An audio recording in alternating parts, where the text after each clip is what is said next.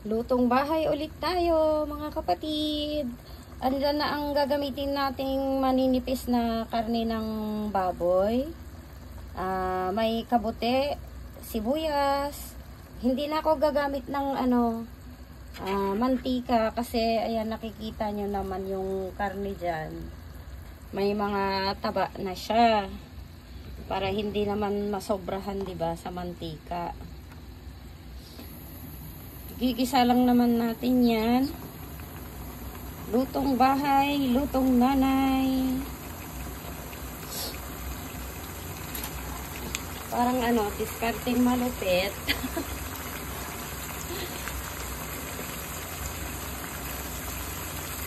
Mabilisang luto ulit to, lalo maninipis lang yung karne ng baboy natin.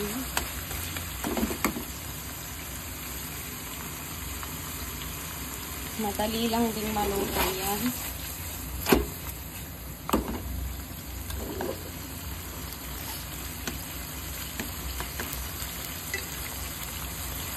Diba, kahit wala ng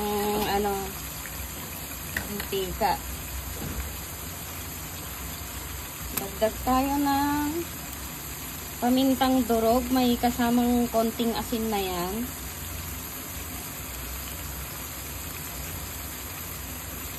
Tinong-tino.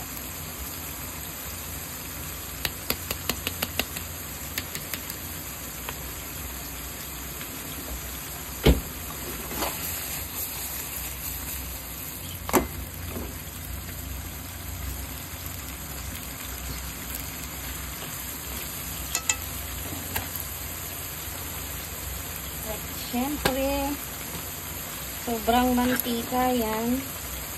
Kaya, bawasan natin. Gumagamit tayo ng mantikang papel.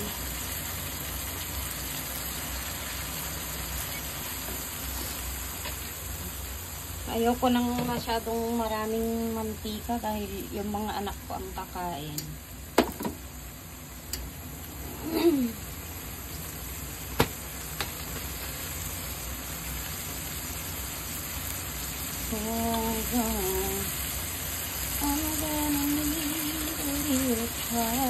O, diba may kanta pa yan habang nagluluto.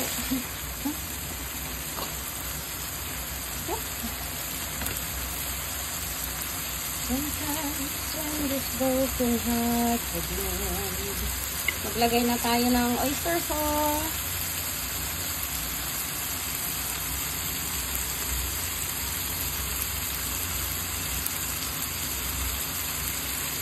Punong-puno pa siya kaya mahirap pang lumabas ang ating oyster sauce na pampalasa. So, ilagay na rin natin ang okra. Masyadong nakabingi tuloy ang ating camera.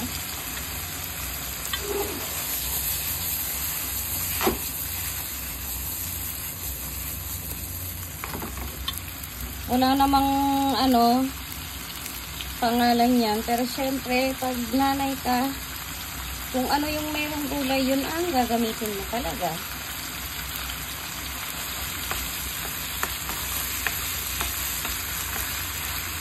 Kaya nga nasabing discarding nanay.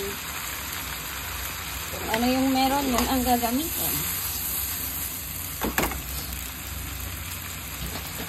Para mas malinamnan, magdagdag tayo ng sausawan ng sugba. Na may may sesame seed.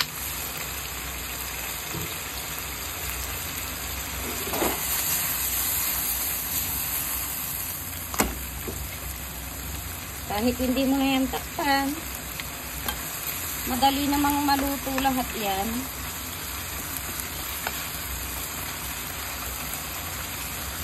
Tikman natin.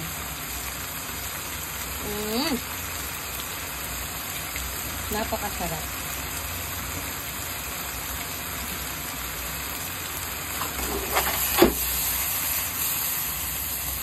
At ito ay luto na.